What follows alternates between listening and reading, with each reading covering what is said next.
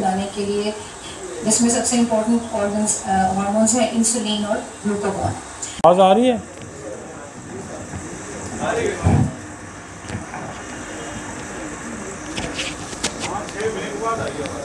हैं? हाँ 5 महीने में। शुक्र है अल्लाह का कि आवाज़ आ गई है।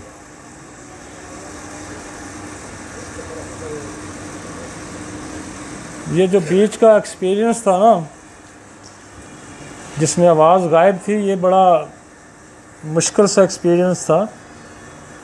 और वो कहते हैं जब इंसान मुश्किल में पड़ता है तो वो खुदा के करीब ज़्यादा ही हो जाता है। तो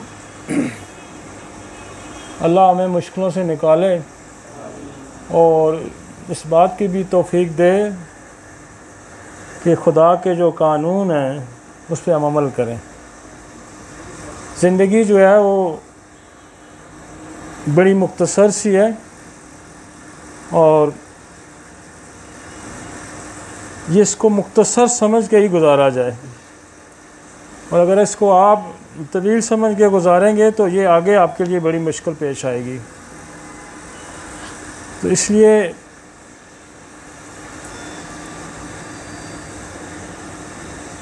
खुदा का दिया हुआ जो इल्म है उसको लोगों तक ना पहुंचाना, ये भी एक बड़ा जुर्म है। तो जो लोग आप यहाँ से या किसी जगह से भी सीख के जाते हैं, उनको चाहिए कि ये इल्म दूसरों तक पहुँचाएँ। और अगर जितना इल्म दुनिया में आया था वो अगर लोगों तक पहुँचता तो शायद आज दुनिया की हालत बड़ी मुख्तलिफ होती। और स्पेशली मैं अपने होम्योपैथिक डॉक्टर से भी गुजारिश करता हूँ कि इसको सिर्फ अपने तक या अपनी फैमिली तक महदूद ना रखें, बल्कि ये आप पे कर्ज़ है और फ़र्ज़ है कि लोगों तक इसको पहुँचाएँ। और इसी में ही फलाह है और बका है।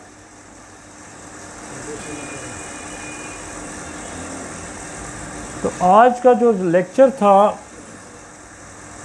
सेकंड पार्ट था, लेकिन इन जो बेसिकली जो शुगर का है या डायबिटीज़ है, ये बड़ा इम्पोर्टेंट टॉपिक है इस दौर में, और हमेशा पिछले कई सालों से बहुत ज़्यादा आम रहा है। लेकिन अब इसको समझना इतना ज़रूरी हो गया कि बहुत सारी जो कॉम्प्लिकेशन है, शायद पहले साइंस को इतना नहीं पता था कि ये शुगर की वजह से हैं, और अब पता चल रहा है कि ये बहुत सारी कॉम्प्लिकेशन जो हैं वो शुगर की वजह से हैं, जिसको हम दिल का इलाज करते रहे, गुर्दों का इलाज करते रहे, दूसरी बीमारियों का इलाज करते रहे, लेकिन बेसिक जो वजह थी, जो सबब था, हम उसे इग्नोर करते रहे।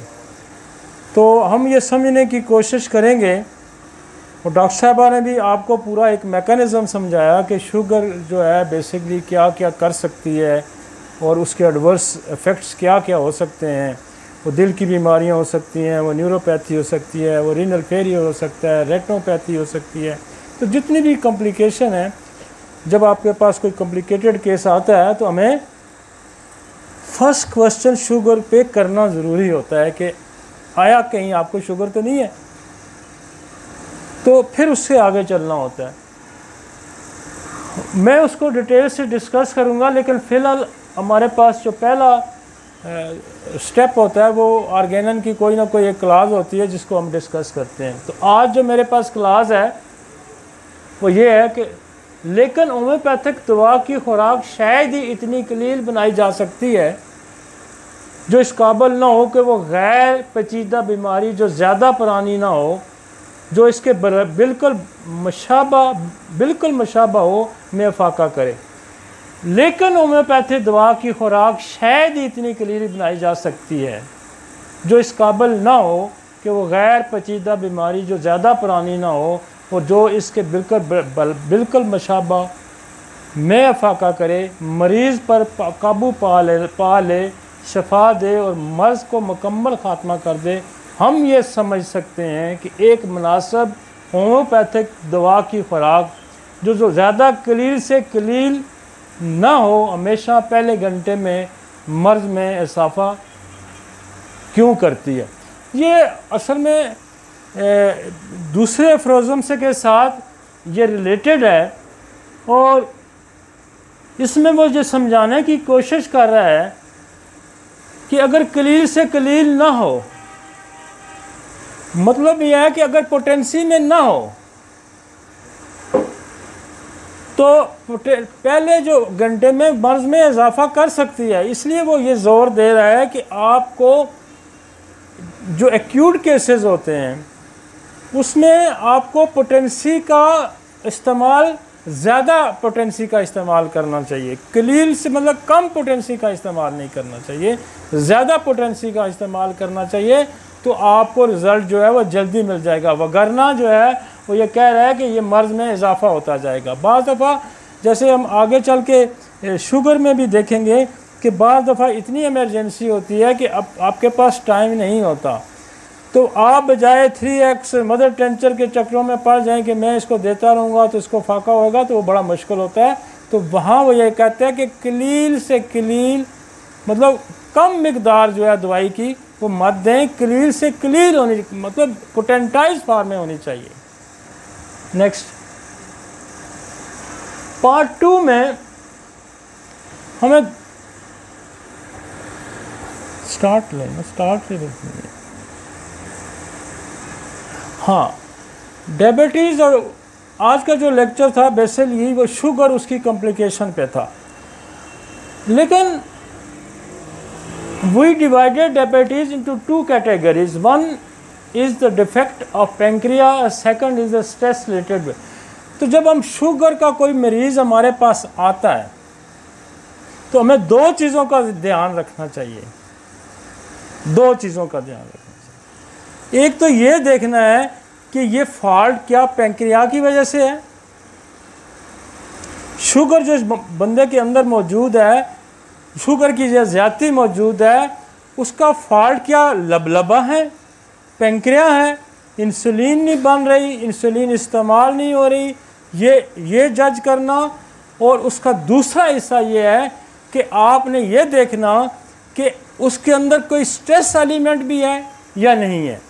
तो ये दोनों चीज़ें अमूमन हम ये करते हैं कि हम इस चक्कर में पड़ जाते हैं कि हम इंसुलिन की प्रोडक्शन को इंक्रीज़ कर दें, हालांकि इंसुलिन की प्रोडक्शन हो रही होती है, लेकिन जो काउंटर एलिमेंट्स हैं जिसका डॉक्टर साहब ने भी जिक्र किया कि पैंक्रिया के अंदर ही एक ही जो ऑर्गन है या एक ही जो पार्ट है, हिस्सा है बॉडी का, पैंक्रिया जिसको कहते हैं, उसके अंदर ही 2 सिस्टम मौजूद हैं, एक बीटा सेल है और एक अल्फा सेल है। बीटा सेल जो है वो इंसुलिन बना रहा है जो आपकी ग्लूकोज की यूटिलाइजेशन के लिए इस्तेमाल होती है, और उसके साथ ही एक खुदा ने काउंटर निज़ाम जो अल्फा सेल है उसके अंदर जो है ग्लूकोगान एक हार्मोन रिलीज़ होता है। जब आपकी बॉडी किसी स्ट्रेस में जाती है, एक्सीडेंटल कंडीशन में जाती है, तो वो हार्मोन रिलीज़ होता है। वो हार्मोन रिलीज़ होने का मकसद ये है कि वो बॉडी में ग्लूकोज ज़्यादा करता है। तो अगर हम एक पार्ट के पीछे पड़े रहेंगे तो हम बहुत सारे, खुसूसन ये जो दौर चल रहा है, इस वक्त का जो दौर चल रहा है, ये बहुत ज़्यादा स्ट्रेस रिलेटेड है। एक तो मेंटल स्ट्रेस है, दूसरा फिज़िकल स्ट्रेस भी है, उनको भी हमें देखना होता है, और एक तो एक्यूट स्ट्रेस है, फिर क्रॉनिक स्ट्रेस है। तो वो जब तक हम इन दोनों चीज़ों को जज नहीं करेंगे हम शुगर का इलाज नहीं कर पाएंगे। तो एक तो जो जहन में हमने इसलिए इसमें ज़ोर दिया कि एक तो हमने देखना है कि पैंक्रिया काम सही कर रहा है या नहीं कर रहा, और पैंक्रिया क्या कर रहा है कि वो दोनों चीज़ों पे कंसंट्रेट हमने करना है कि बीटा सेल जो है वो इंसुलिन प्रोड्यूस कर रहा है, तो फिर तो बीटा सेल का फॉल्ट आ गया, इंसुलिन कम बन रही है। अदरवाइज़ पैंक्रिया के अंदर एक और सिस्टम मौजूद है, उसको देखना है कि वो क्या शुगर को स्ट्रेस जब आता है तो इंक्रीज़ कर रहा है। और इसके साथ साथ हमारा एक और भी जगह है जहाँ से एड्रेनलिन ग्लैंड है जो एपिनेफ्रिन और नॉन एपिनेफ्रिन जो हार्मोन वो रिलीज़ करता है, और उससे ये होता है कि वो जाके लिवर में, जैसे डॉक्टर साहब ने आपको भी समझाया है कि वो जो हमारा स्टोरेज है बॉडी के अंदर शुगर का ग्लाइकोजन फॉर्म में, जब हम ज़्यादा शुगर खाते हैं, ज़्यादा शुगर का इस्तेमाल होता है, तो बॉडी में जब वो ज़्यादा हो जाती है तो फिर इंसुलिन एक काम तो ये करती है कि आपके ग्लूकोज को यूटिलाइज़ करती है, और दूसरा काम ये होता है कि जो फालतू शुगर है उसको जाके स्टोर भी करती है, जिसको कहते हैं ग्लाइकोजन फॉर्म में, और ये ग्लाइकोजन लिवर में स्टोर होती है और मसल में भी स्टोर होती है। तो जब बॉडी के अंदर क्राइसिस आ जाता है या आपको शुगर की इंटेक नहीं मिलती, शुगर कम हो जाती है, ग्लूकोज कम हो जाता है, तो ये फिर कन्वर्ट होकर शुगर आपकी बॉडी में सप्लाई होती है। तो इसमें ये ध्यान में रखना चाहिए कि एक तो इस सिस्टम को बड़ा ज़रूरी समझना चाहिए कि जो पैंक्रिया का एक सिस्टम है बीटा सेल, इसके अगेंस्ट काम कर रहा है, और फिर हमें दो फंक्शंस को भी बड़ा कंट्रोल करना पड़ेगा। एक तो हमारा जो लिवर है उसकी भी स्टेबिलिटी होनी चाहिए कि आया वो स्टोर करने की वहाँ जो कैपेसिटी है, वो अगर लिवर वीक हो जाएगा, फर्स्ट को सिरोटिक हो जाएगा, कोई लिवर की डिजीज़ हो जाएगी, क्रॉनिक लिवर डिजीज़ हो जाएगी, तो वो उसकी कैपेसिटी भी वहाँ कम हो जाएगी। तो फिर हमें काउंटर लिवर को भी एड्रेस करना होगा, फिर हमें एड्रेनल ग्लैंड्स को भी एड्रेस करना होगा, फिर हमें पिट्यूटरी ग्लैंड को भी एड्रेस करना होगा, फिर एप्थैलेमस को भी एड्रेस करना होगा, फिर हमें जो एंडोक्राइन ग्लैंड के बाकी मसाइल है, मतलब थायराइड ग्लैंड है, फिर हमें जो ओवरी हमारा जो ग्लैंड है जो पीसीओ का सबब बनता है, तो ये पूरा चैन है, एप्थैलेमस, पिट्यूटरी, थायराइड, फिर तो इसको भी हमें जो एंडोक्राइन जो ग्लैंड्स है हमारे, इनकी खराबी भी शुगर का बड़ा सबब बनती है। तो हमें इसको भी, अगर आपकी पिट्यूटरी ग्लैंड में खराबी है, एप्थैलेमस में खराबी है, तो सारा आपका जो फीमेल जेनेटल सिस्टम है वो काम नहीं करेगा, तो आप पीसीओ का शिकार हो जाएगा। पीसीओ का जब शिकार हो जाएंगे तो फिर भी आप डायबिटिक हो जाएंगे। तो इसलिए ये चीज़ें सारी जो हैं इसको कंट्रोल करना है और इसको समझ के देखना है। हम पीछे पड़े होते हैं कि किसी तरीके से इंसुलिन की प्रोडक्शन को इंक्रीज करें, शुगर लेवल किसी तरीके से कम करें। तो ये जो दूसरे फैक्टर्स हैं ना, इस पर भी आपको नज़र रखनी है।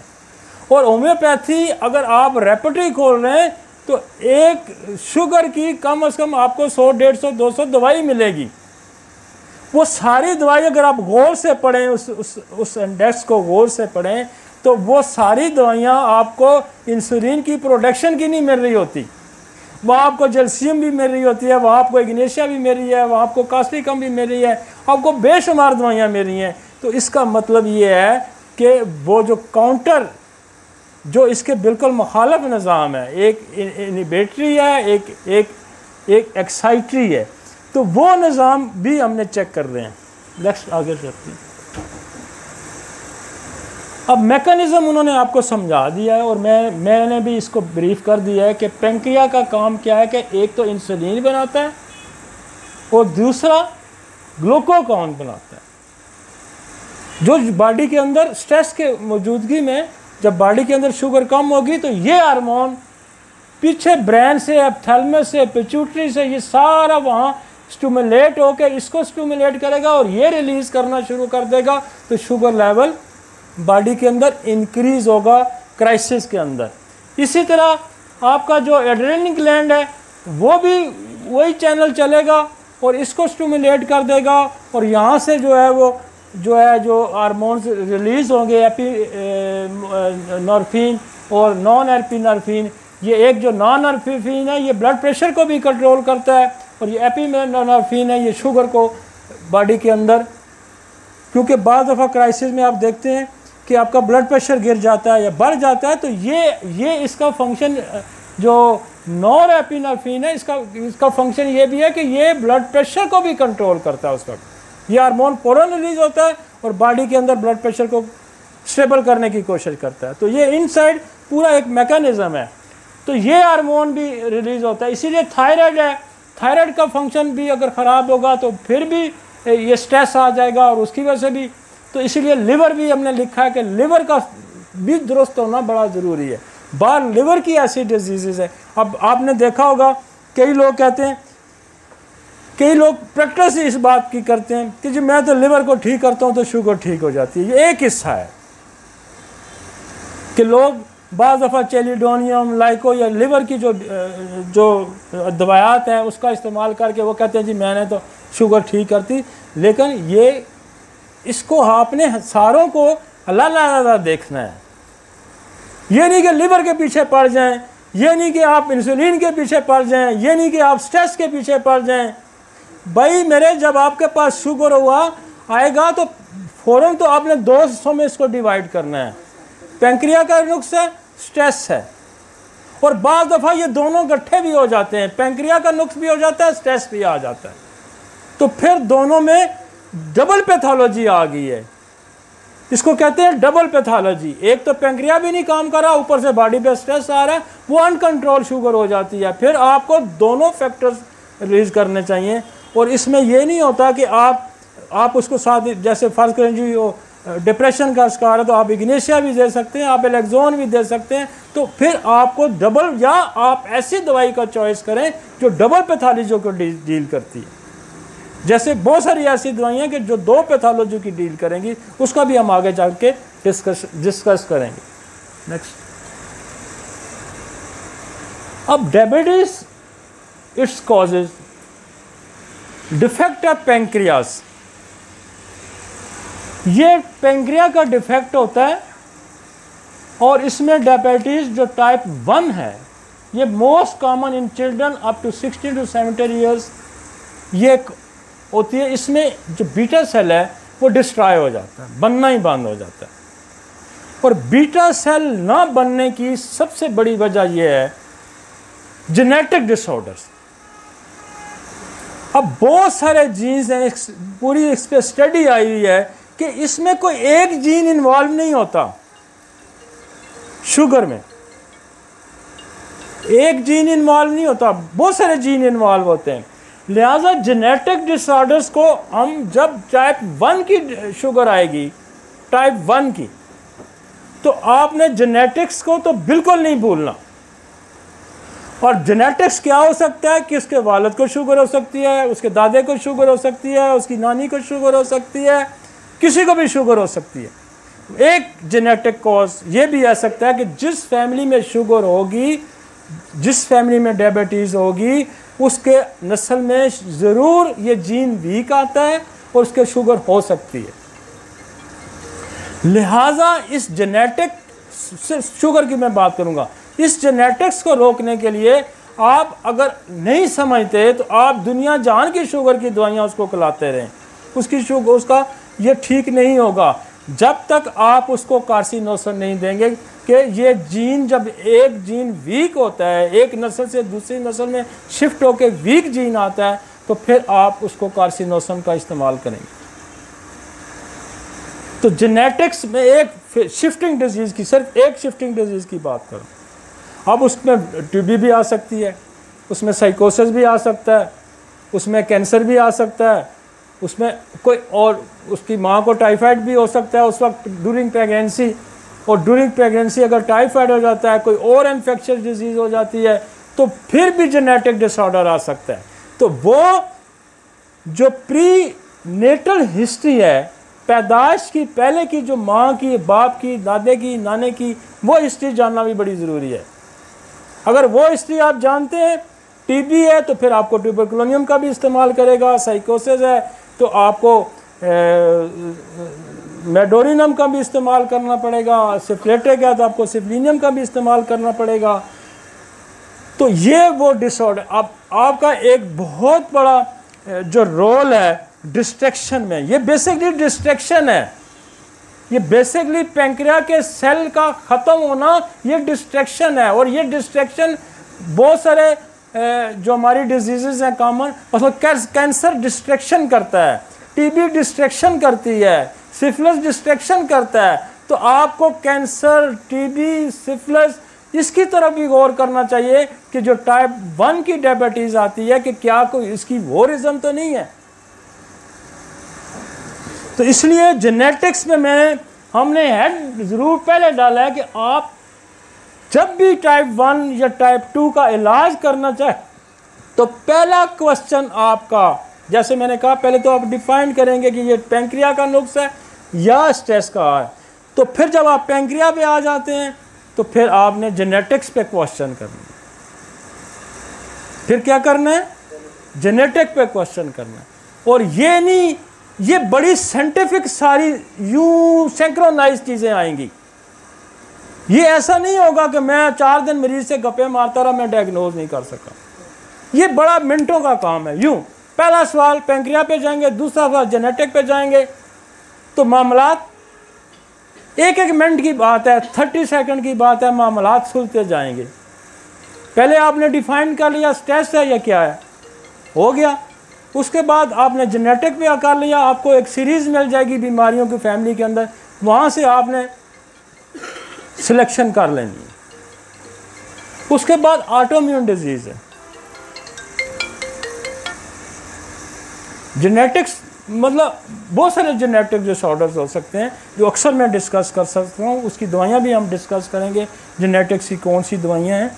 और लेकिन आपने जो क्वेश्चन एरिया बनाना है उसमें ये चीज़ शामिल होनी चाहिए कि जेनेटिक्स को आपने एड्रेस करना है। अगर आप जेनेटिक को एड्रेस नहीं करते, पहली बात है कि आप पहले ही कन्फ्यूज़ हैं कि आपने दोनों को सेपरेट ही नहीं किया, और फिर अगर सेपरेट ही नहीं किया तो आपका पहला स्टेप ही ख़राब हो गया। पैंक्रिया का नुक्स है, स्ट्रेस का नुक्स है, या दोनों का नुक्स है, यहाँ आपने क्लियर होना है। उसके लिए क्लियर होने के बाद अगला स्टेप जेनेटिक्स पे करना है कि जेनेटिक्स बीमारियाँ कौन कौन सी हैं फैमिली के अंदर, उसको एड्रेस करना है। और तीसरा जो सवाल है वो ड्रग्स पे होना चाहिए कि आप पहले कोई दवाई तो नहीं इस्तेमाल कर रहे।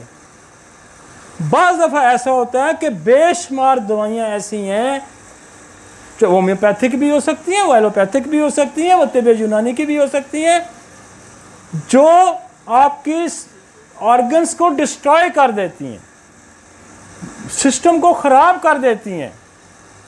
तो आपने अगर सेकंड स्टेप पे आपने ड्रग्स को ही नहीं देखा, हो सकता है वो खातून कोई स्टेरॉइड यूज़ कर रहा हो, वो बच्चा कोई स्टेरॉइड यूज़ कर रहा हो। आपको डॉक्टर साहब ने बताया ना कि स्टेरॉइड जो है वो इसको ख़राब कर देता है। कोई ड्रग्स ऐसी यूज़ हो रही है, कोई जो है एंटीसेप्टिक दवाई यूज़ उसको यूज़ हो रही है, उसको क्या कहते हैं, कॉन्सेप्टिव दवाई यूज़ हो रही है। तो ये जो दो एंटी कॉन्सेप्टिव क्या होती है कि आपकी नस्ल को रोकने वाली दवाई होती है। तो वो जो नस्ल को रोकने वाली दवाई है वो क्या इसको ख़राब नहीं कर सकती, वो जिस्म के और एंडोक्राइन सिस्टम को ख़राब नहीं कर सकती। तो लिहाजा उस पर गौर करना है। कोई ऐसी दवाई, कोई पॉइजनस मेडिसन, कोई ऐसी जो बहुत सारी आपको यहाँ डॉक्टर साहब सज्जाद साहब लेक्चर दे के गए थे, उन्होंने कहा कि बहुत सारे पेन किलर हैं जो किडनी फेलियर कर रहे हैं। तो इसका मतलब यह है कि कोई ऐसा कोई पेन किलर, कोई नॉर्कोटिक्स, कोई ऐसी चीज़ यूज हो रही है कि जो आपके पैंक्रिया को डिस्ट्रॉय कर रहा है, तो उसको एड्रेस करना जरूरी है। कभी नहीं भूलना है आपने।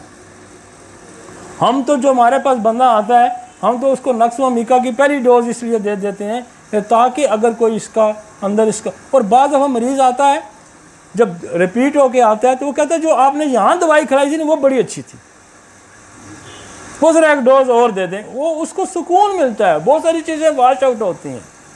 तो लिहाजा ड्रग्स का क्वेश्चन जो है वो बड़ा ज़रूरी है। और उसके बाद ऑटोइम्यून डिजीज़। ऑटोइम्यून डिजीज़ पैदा ही जेनेटिक डिसऑर्डर की वजह से होती है।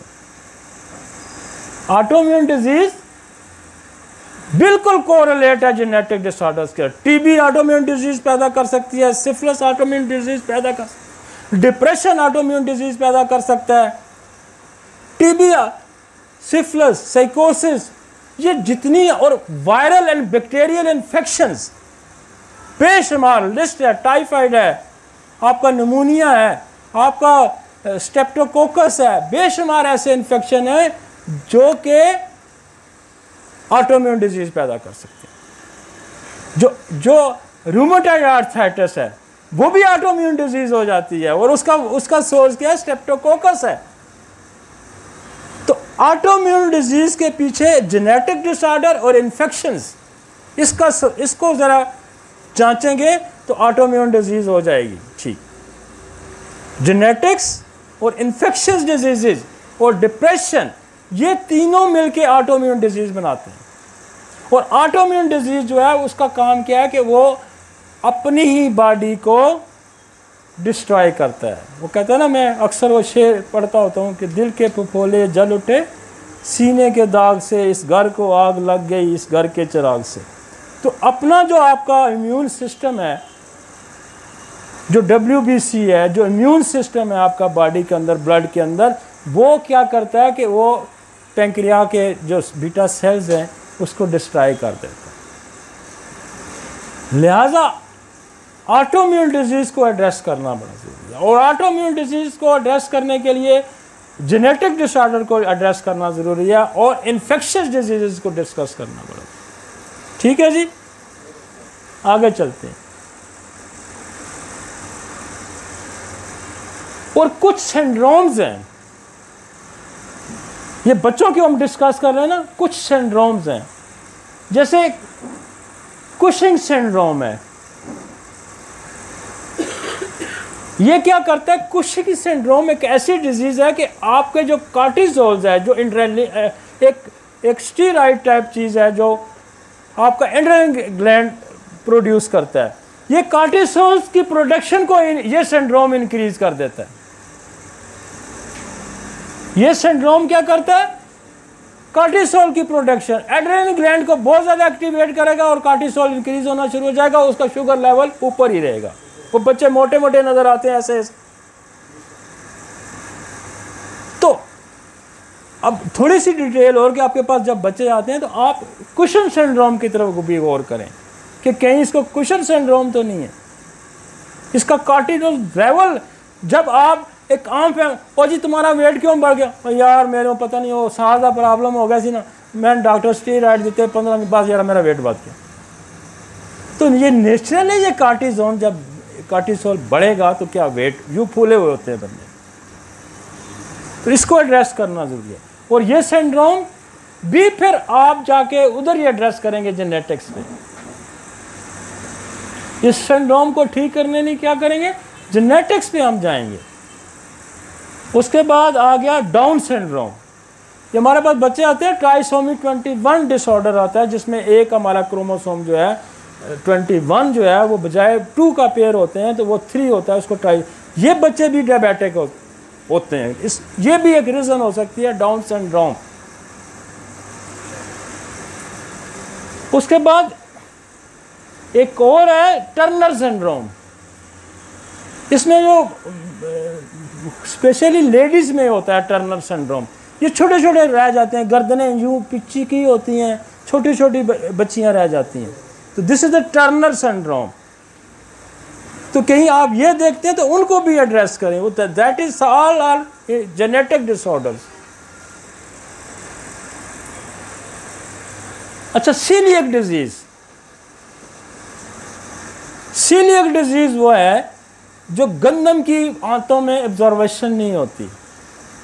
तो अक्सर आपके लोग आगे कहेंगे जी मेरा बच्चा जो है वो गंदम का आटा नहीं खा सकता, अगर खाता है तो उसका पेट खराब हो जाता है। और होम्योपैथी इतनी बेस्ट डील करती है सीलियक को, जिसको वीट एलर्जी कहते हैं।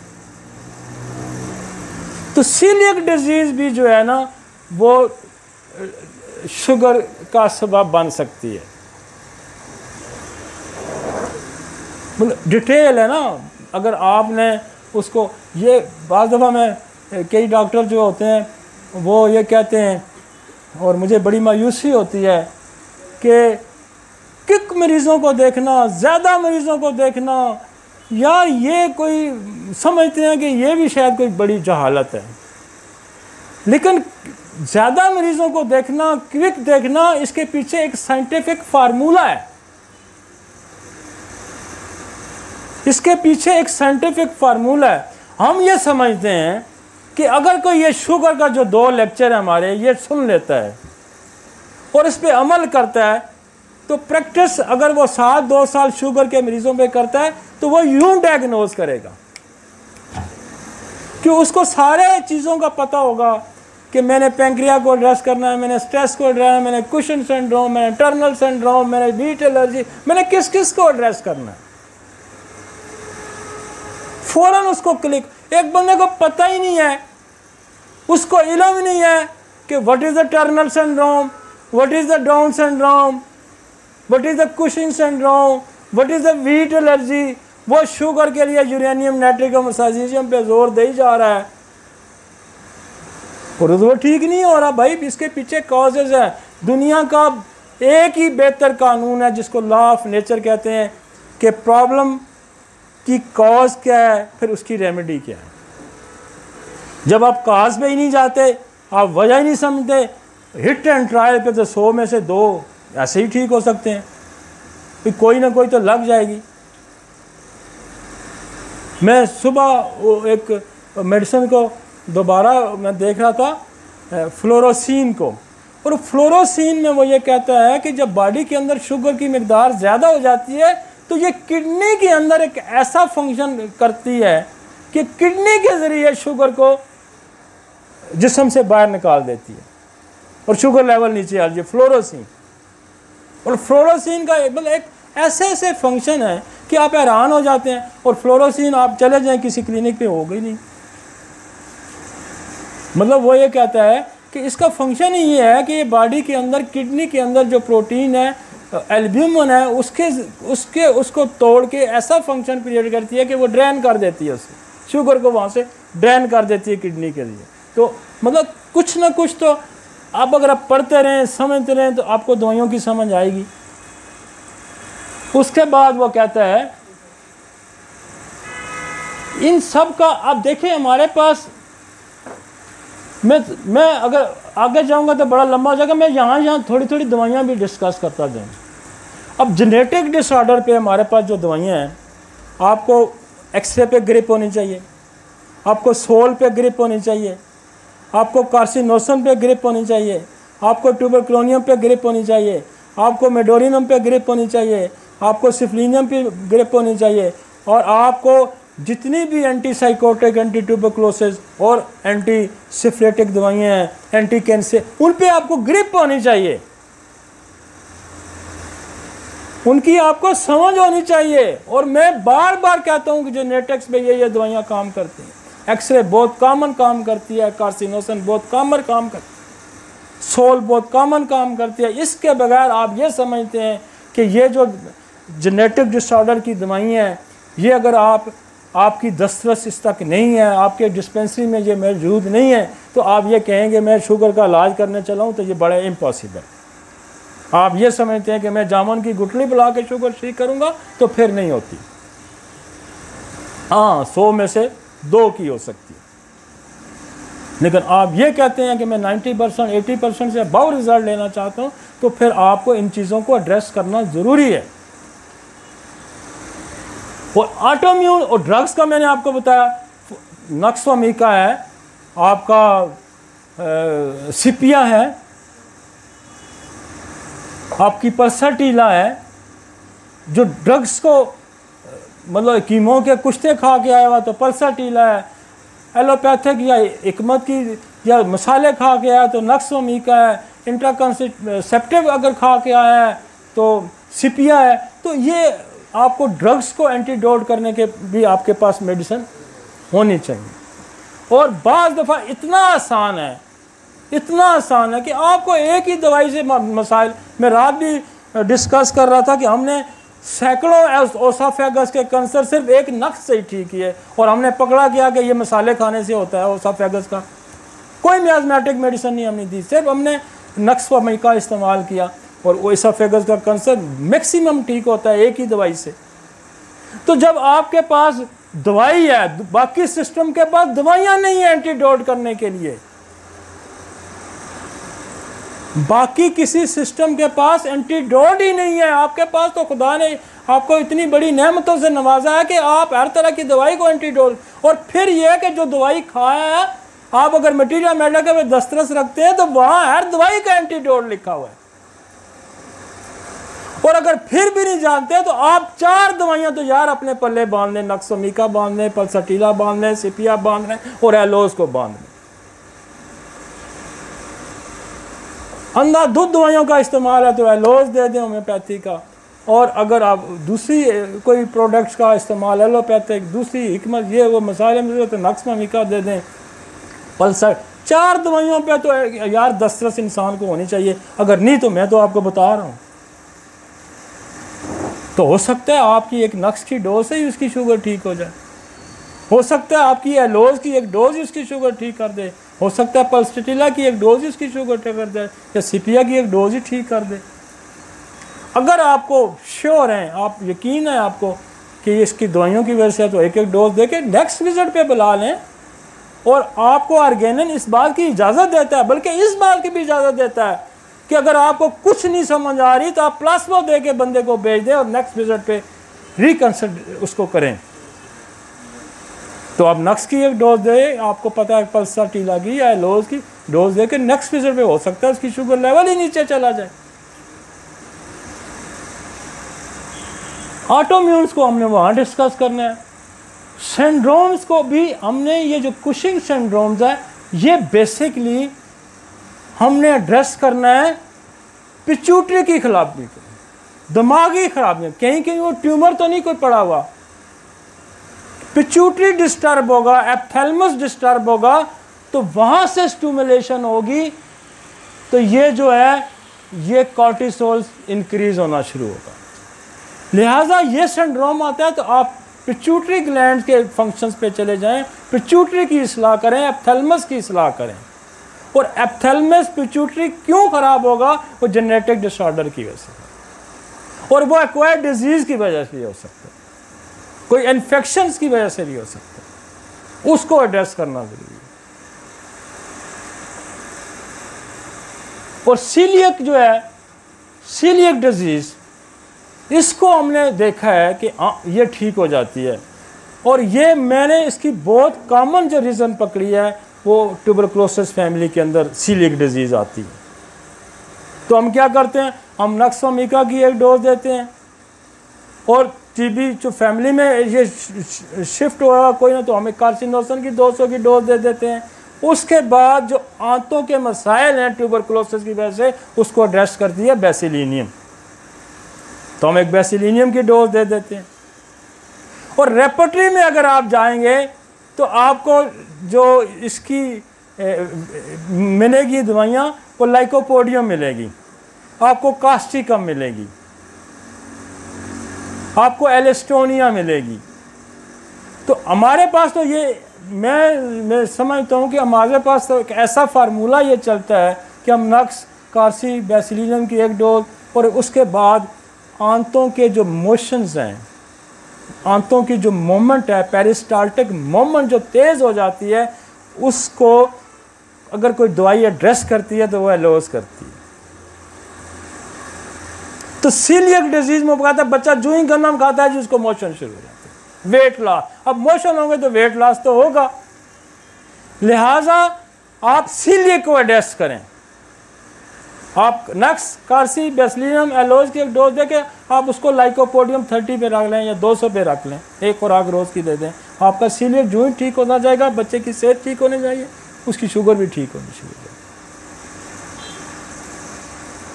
तो एक हमारे दोस्त हैं वहाँ से, खाने वाले से, वो कहते हैं जी मैं तो लेसिथिन 3x इस्तेमाल करता हूँ, मेरे पास जो है जो वीट एलर्जी ठीक हो जाती है। तो लेसिथिन के पीछे जो आप ये समझते हैं कि लेसिथिन बेसिकली आपकी जो हीमोग्लोबिन है उसको बढ़ाती है, और ये पॉसिबिलिटी है कि पॉसिबिलिटी क्या है, जब आपकी सीलियक डिजीज़ होगी तो आपका हीमोग्लोबिन लेवल वैसे भी गिर जाता है बच्चे का, 8, 6, 9, 10 पे रहती है। तो लेसिथिन 20 पे काम करती है, और इस पे एक और दवाई है एलिस्टोनिया, वो भी इस पे काम करती है, और एक और दवाई है एलनस, वो भी इस पे काम करती है, और इस पे एक और दवाई भी काम करती है डेसेंट्रिको। तो सीलियक को आप वो यूं एड्रेस कर सकते हैं, ठीक है। जो हम क्लिनिक में करते हैं मैं वो आपको बता रहा हूँ, सीलियक एड्रेस हो जाती है, सीलियक ठीक हो जाती है। तो एक काज हम इसको एड्रेस करते हैं, कहीं बच्चे को सीलियक, ये बच्चे जब आएंगे तो थोड़ा सा आपने इस पे गौर करना है। जब आपको अंदाज़ा हो जाएगा, जब आपकी ये प्रैक्टिस होती जाएगी, तो यूं मसला हल होता जाएगा। फिर आपको 3-4 दिन बाद गप्पे नहीं मारनी पड़ेंगी, आसानी से साइंटिफिकली आप पॉइंट पे पहुंच जाएंगे। और अगर आप मुझे ये बताएं, ये जितने लोग यहाँ बैठे हुए हैं, मुझे ये बताएं ये शुगर की काजेज आपको साल पहले पता थी या नहीं पता थी? फिर अगर आप डॉक्टर अली 300-400 बंदा रोज देखता है तो उसकी वजह कोई यही है कि कोई और वजह है? कोई जादू टूना तो नहीं है ना? क्या है? यही वजह है। हाँ, तो ये वजह, ये आप समझे ना, इसको ये समझे। इन्फेक्शंस, बॉडी के अंदर कोई भी इन्फेक्शन है वो पैंक्रियास को खराब कर सकता है, उस इन्फेक्शन को एड्रेस करें। कैंसर, पिट्यूटरी ग्लैंड का कैंसर है, आप उसको यूरेनियम नाइट्रिक साइजिज्म पे डाल के शुगर ठीक करना चाहते हैं, कभी भी नहीं होगा, कभी नहीं होगा। आप उसको तो एड्रेस करें। Adrenal gland, cancer of the pancreas, pancreas का कैंसर है। और बाद दफ़ा पैंक्रिया के अंदर इन्फेक्शंस आ जाते हैं, वायरल, बैक्टीरियल, फंगल, वो आपका माइलेज, एबिलेज, ये यूं रेज हुआ होता है तो उससे भी और यहाँ दर्द हो रहा होता है, दर्द पीछे जा रहा होता है, और ये पैंक्रियाटिक, अगर आप इन्फेक्शन को डायग्नोज कर लेते हैं तो फिर आप उस इन्फेक्शन को ट्रीट कर लेते हैं तो इंसुलिन की प्रोडक्शन नॉर्मल हो जाती है, उससे शुगर ठीक हो जाती है। इसको एड्रेस करना, पैंक्रिया के इन्फेक्शन को लाजमी, पैंक्रिया के कैंसर को लाजमी एड्रेस करना है हमने। नेक्स्ट,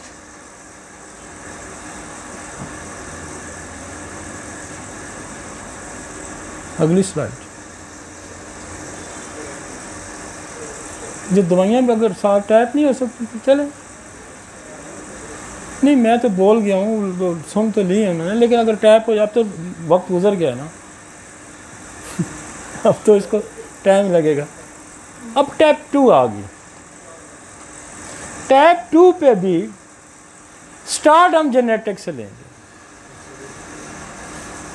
पहला क्वेश्चन जेनेटिक्स पे होगा। यहाँ भी हम जेनेटिक्स को इग्नोर नहीं करेंगे और वही चीज़ें जो मैंने पीछे डिस्कस की वही चीज़ें यहाँ आ जाएंगी। अब यहाँ इंसुलिन रेजिस्टेंस की बात यह है कि इंसुलिन जो सेल के ऊपर रिसेप्टर लगा हुआ है इंसुलिन को वसूल करने वाला,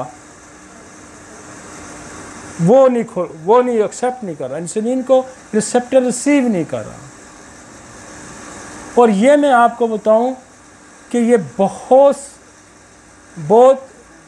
समझने वाली बात है कि ये क्यों नहीं रिसीव कर रहा। इग्नेशिया वाला मरना चाहता है, खाना नहीं खाएगा, कोने में बैठ जाएगा, बात नहीं करेगा। ऑरोमेट वाला मरना चाहेगा। ये सारी मरने वाली बातें हैं, ये अपने आप को खुदकशी करने वाली बातें हैं कि रिसेप्टर जो है वो रिसीव नहीं कर रहा, तो आप क्या होगा, अल्टीमेटली तो आप डेथ की तरफ जाएंगे ना। तो वो दवाइयाँ जो बेसिकली अपने आप को मारने का सबब बनती हैं, उनकी तरफ गौर करें। यहाँ ऑरोमेट की तरफ गौर करें, यहाँ इग्नेशिया की तरफ गौर करें, यहाँ आप जेनेटिक डिसऑर्डर पे गौर करेंगे, वो सारी हिस्ट्री को गौर करेंगे तो रिसेप्टर जो है वो काम करना। पहली तो बात है कि जेनेटिक इसको डिस्टर्ब करेगा, तो जेनेटिक पे गौर करें। उसके बाद आप उन दवाइयों पे गौर करें जो वो इंसान जो अपने आप को मारना चाहते हैं, वो कौन से इंसान है जो अपने आप को मारना चाहते हैं। सिफरेटिक है, डिप्रेशन है, इग्नेशिया है, एसिड फास है, उस पे गौर करना है, उस पे गौर करना है। तो ये इंसुलिन के जो नॉन कॉजेज डॉक्टर साहब ने बताई आपको कि कहाँ इंसुलिन रेजिस्टेंट हो जाती है, पीसीओ में रेजिस्टेंस हो जाती है। वो एक स्टडी आई है कि जिस बंदे की कमर बेल्ट 40 को एक्सेस कर जाए, 40 ये, तो समझो वो डायबिटिक है, वो उसके अंदर इंसुलिन रेजिस्टेंस है। तो 20 एक फैक्टर है, लेकिन हमने आपको उससे बढ़ के फैक्टर बताए हैं। जो दुनिया ने स्टडी की हुई है, हमने उससे बढ़कर आपको एक स्टडी बताई है कि ये जेनेटिक डिसऑर्डर है,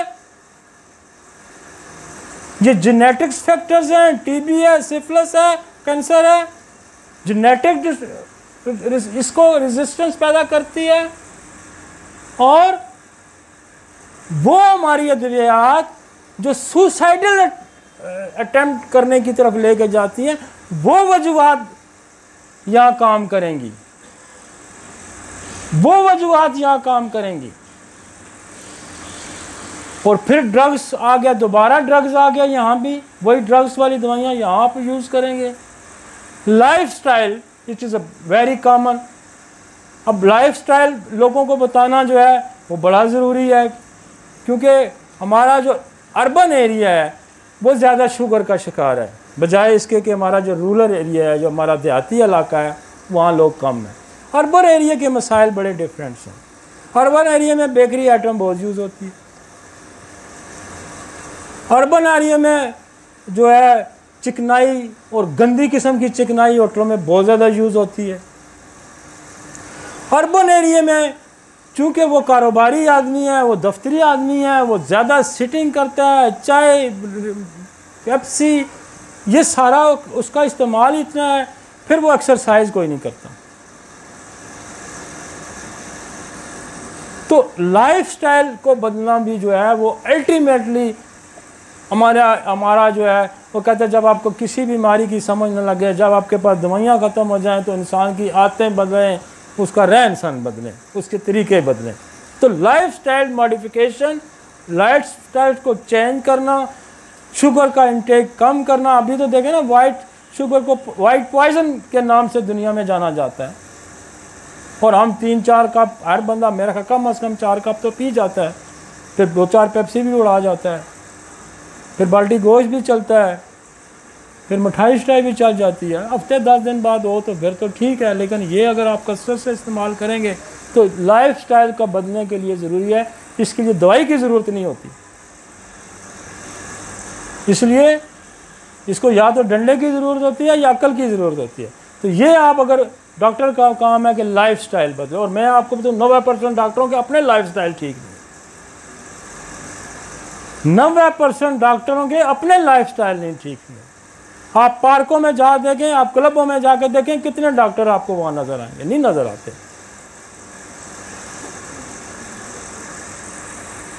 तो लाइफस्टाइल बदलना है जी।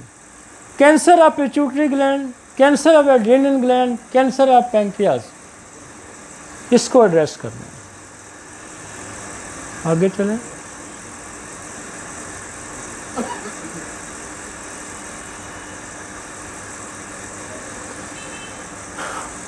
इसको पीछे लाएं। अब यहाँ जो शुगर की दवाइयाँ हैं,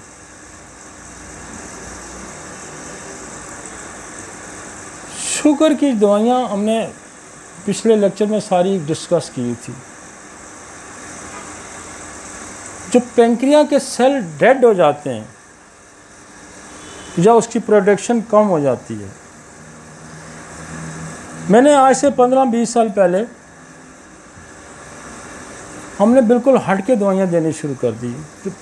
साइजीजियम पिला रहे हैं, आर्सेनिक ब्रोम पिला रहे हैं, पता नहीं क्या क्या कर रहे हैं, लेकिन बंदों की शुगर कंट्रोल नहीं होती थी। मेरे पास कुछ केसेस ऐसे शुरू में आज से 20-25 साल आए जिनको न्यूरोपैथी थी। तो मैंने क्या किया कि मैंने पैरालिटिक मेडिसिन लगानी शुरू कर दी, मतलब कालीफास देनी शुरू कर दी, कास्टिकम देनी शुरू कर दी, और प्लम्बामेट देनी शुरू कर दी, और ओपियम देनी शुरू कर दी। तो वो लोग वो कहते हैं जी हमारी नमनेस भी ठीक हो रही है, ये पुरानी बात है, तो हमारी नमनेस भी शुगर, और कुछ अरसे बाद उन्होंने ये भी कहा कि हमारा शुगर लेवल भी अब ठीक होना चाहिए। तो पिछले 15-20 साल से हमारी प्रैक्टिस में ये शामिल है कि हम शुगर के मरीज़ों को पैरालिटिक मेडिसिन का इस्तेमाल करा रहे हैं, मतलब कास्टिकम का, प्लम्बामेट का, ओपियम का, कालीफास का, ये कसरत से हम इस्तेमाल करा। और पिछले कई सालों से हमें जब से एलेक्सोन का पता चला, तो हमने पैंक्रिया के लिए हमने एलेक्सोन का इस्तेमाल कराना शुरू कर दिया। और एलेक्सोन ने बेशुमार, मैं कहता हूँ कई इंसुलिन डिपेंडेंट पेशेंट जो थे उनको भी इस दवाई ने ठीक किया। हो सकता है कि आपके पास कोई अच्छा काम उसने ना किया हो, लेकिन अक्सर मुझे ये रिपोर्ट मिली है कि एलेक्सोन वाकई काम करती है। अगर इसने काम नहीं किया तो आपने जेनेटिक को एड्रेस नहीं किया होगा,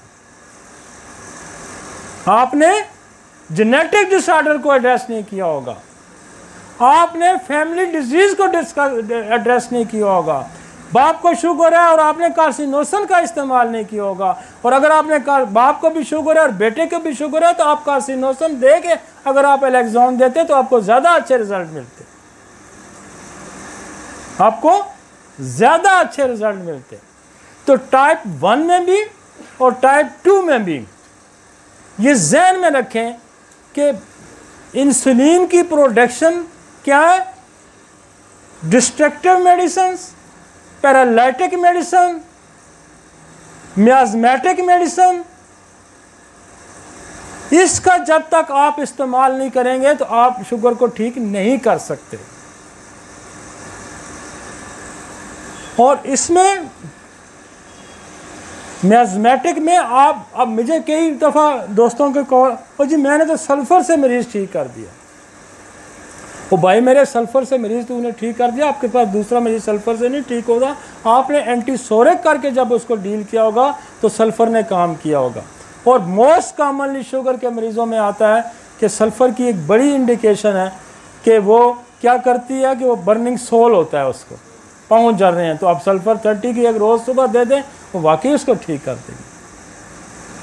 और बहुत लोग हमें ये आगे कहते हैं कि जी मैं फास्फोरस देता हूँ तो मेरे पास फास्फोरस से मरीज ठीक हो जाते हैं।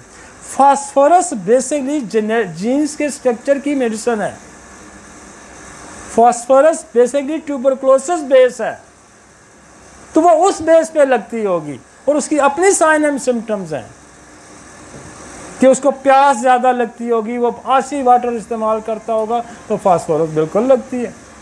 फिर लिवर की खराब, कोई कहते हैं जी मैं तो नेट्रम सल्फ देता हूँ, मेरे पास तो नेट्रम सल्फ से लोग ठीक होते हैं। भाई नेट्रम सल्फ क्यों लगती होगी, कोई लिवर का डिसऑर्डर होगा, एंटीसाइकोटिक होगा तो नेट्रम सल्फ लगती है। तो बेसिकली इस मैकेनिज्म को समझ के अगर हम शुगर का इलाज करते हैं, हाँ तो हमारे पास देखें जी आगे जो कॉम्प्लिकेशन हम डिस्कस करते हैं, लेकिन मेरे पास जो शुगर का मरीज़ आएगा हम उसको उसके जेनेटिक्स से जरूर एड्रेस करें। अगर उसको जेनेटिक वजह शुगर है, ख़ानदान में शुगर चल रही है तो हम उसको कार्सिनोसन ज़रूर देते हैं। ख़ानदान में टीबी चल रही है तो हम उसको 7 ट्यूबरकुलोनियम ज़रूर देंगे। उसका बाप साथ बैठा है वो साइकोटिक है और उसको भी, तो वो भी साइकोटिक, हम उसको मिडोरिनम की ज़रूर देंगे। तो आप ज़रा यूं करके फिर आप आ जाए ना साइजीजियम पे, फिर आ जाए ना आप यूरेनियम नाइट्रिकम पे, फिर आप आ जाए ना फास्फोरस पे, फिर आप आ जाए ना आर्सेनिक ब्रोम पे, फिर आप किसी भी उस दवाई पे आ गए तो फिर आपको मज़ा आएगा। फिर आप कहेंगे जी अब, और मेरी रात भी डॉक्टर तारक से बात हो रही थी, मैंने कहा मेरे बेटे बैठते हैं ना रात को, वो 40-50 मरीज़ देख जाते हैं, हालांकि वो नए बैठ रहे हैं। तो मैं कहता हूँ कि मैंने होम्योपैथी को सिंप्लीफाई कर दिया है, आसान बना दिया है, मैंने गोरख धंधे से इसको निकाला है। और जब तक आप इन चीज़ों को एड्रेस नहीं करते फिर आप क्रोनिक डिजीज़ को एड्रेस नहीं कर सकते, आप ठीक करने की सलाहियत नहीं रखते। और हम ये समझते हैं कि हम बड़ी दुरुस्त हिम्मत में, हम सही हिम्मत में। मुझे कई जगहों से ऐसे फ़ोन आते हैं, वो कहते हैं जब से हम इस फार्मूलों पे काम करें, जब से हमने जेनेटिक्स को एड्रेस, मियाज़मेटिक को हम एड्रेस करें, हमारे मरीज़ों की तादाद में दिन ब दिन इजाफा हो रहा है। लिहाजा आप रेपर्टरी में कोई भी दवाई निकालें, रेपर्टरी आपको गाइड नहीं करेगी मियाज़मेटिक की तरफ, याद रखें, नहीं करेगी गाइड। ये आपका इल्म खुद आपको गाइड करेगा, तब आप बेहतरी की तरफ जा सकते हैं।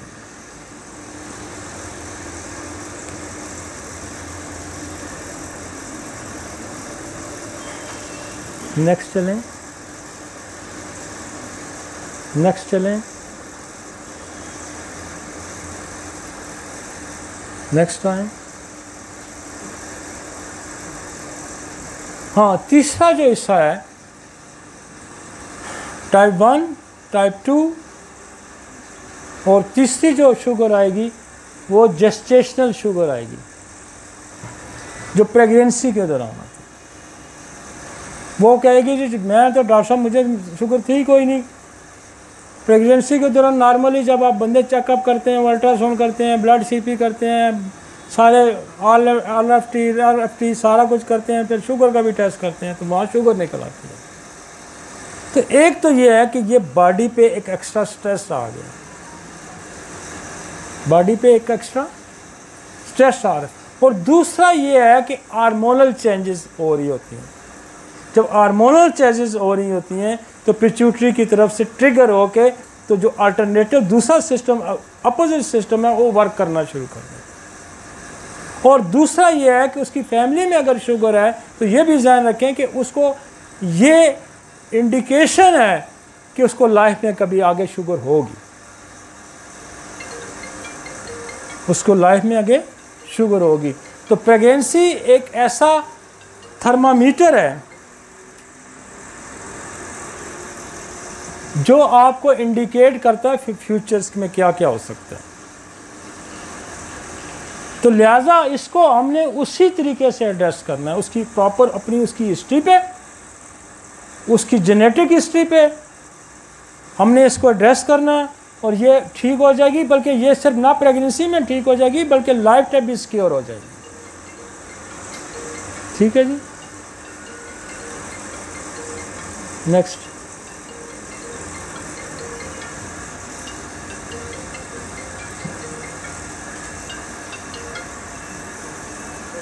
स्ट्रेस, दूसरा हिस्सा। पहले हिस्से को हम डिस्कस कर गए, फिर हम इसकी कॉम्प्लिकेशन को भी डिस्कस करते हैं। पहला हिस्सा डिस्कस हो गया जो पैंक्रिया का फॉल्ट था, उसको हमने डिस्कस। अब देखें दोनों काम, दोनों दवाइयों में फ़र्क है। मतलब ओपियम है और प्लम्बामेट है, दोनों फंक्शन स्लो करती हैं,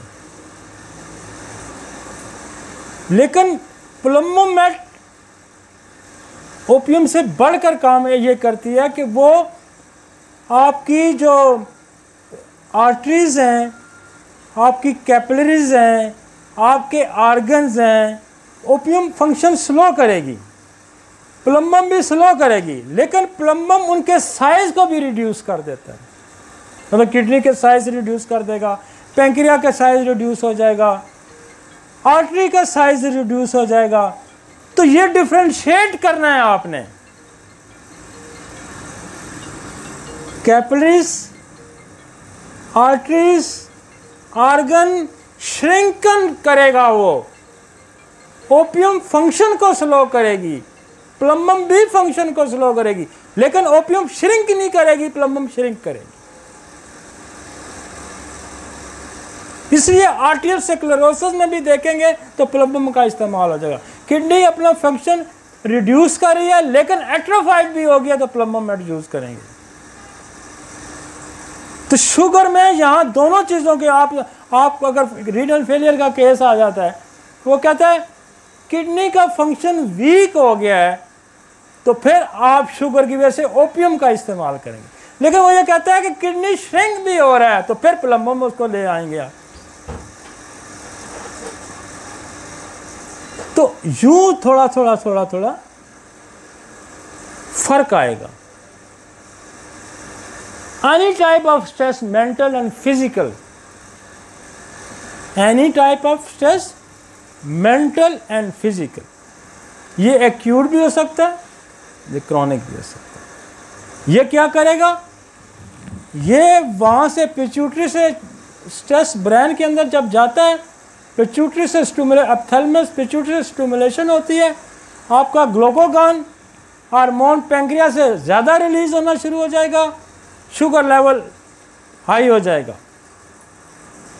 आप जिस बंदे को हार्ट अटैक होता है, जिस बंदे का एक्सीडेंट होता है, जिसके साथ ट्रॉमा होता है वो उसका शुगर लेवल उस वक्त जब टेस्ट होगा तो शुगर लेवल बढ़ता है। डॉक्टर आपको कहेंगे ये स्ट्रेस रिलेटेड है, उसको वक्ती तौर पर इंसुलिन दे के नीचे आ जाएंगे, जो ही स्ट्रेस खत्म हो जाएगा शुगर ठीक हो।